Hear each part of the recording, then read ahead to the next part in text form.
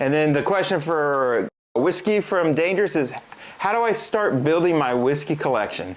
You remember earlier with handicap, we said one shot at a time? For me, it's one bottle at a time, right? Your collection starts when you buy a bottle and you put it up on the shelf. And then the next time you have at the liquor store, you have a little bit of money in your pocket and you want to go buy a new bottle, whoop, put another one on the shelf. How do I figure out what bottles I want to put on the shelf? Well, that's a completely different question, right? I think the best thing you can do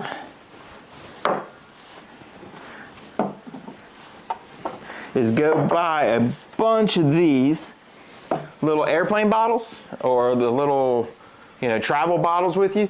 That way, again, investment-wise, when I bought this Larceny, it was like $2, right? So I could actually try Larceny, and if I enjoy it, well, maybe now I'll look at buying that bottle the next time I go in.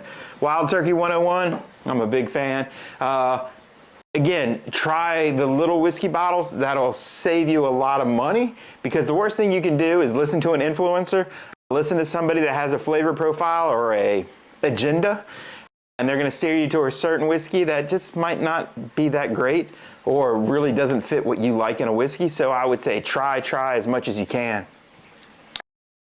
Tastings are great. If there's a whiskey society in your town, join it. Go and do tastings with them, because they're going to lay out a bunch of different whiskeys. I did one last night with Knob Creek, like I said. We had 6 different tastings. It is a good way to sit down, and again, with Knob Creek, there's a couple I hadn't tried, and I was like, man, I'm gonna have to go back and look for that. That was actually pretty tasty. So again, having those tastings give you that ability to try whiskeys that maybe you haven't tried yet and might go to your list. The other piece would be, don't fall for the allocated nightmare out there. There's a lot of allocated bottles. There's a lot of people that are crazy, secondary buyers that are just buying to collect. Don't go crazy over allocated. There are a lot of great whiskeys that are always on the shelf. You don't always need allocated or the fancy or the most expensive. So again, just make sure that you understand inside of the whiskey world, especially in the beginning, let's figure out whiskeys that you like, and we can kind of expand off of that. And I would say the last piece is hit up friends.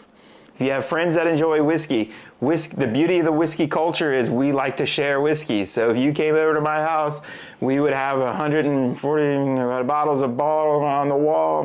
Yeah. Okay, so I got a bunch of bottles on the wall. If there's something you want to try, hey, crack it open. Let's enjoy it. Let's taste it. Let's talk about it.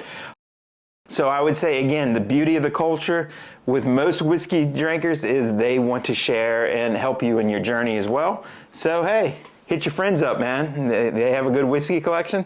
Go over there and go, hey, I've never had this. Can we give this a shot? You'd be amazed on what they would pour for you.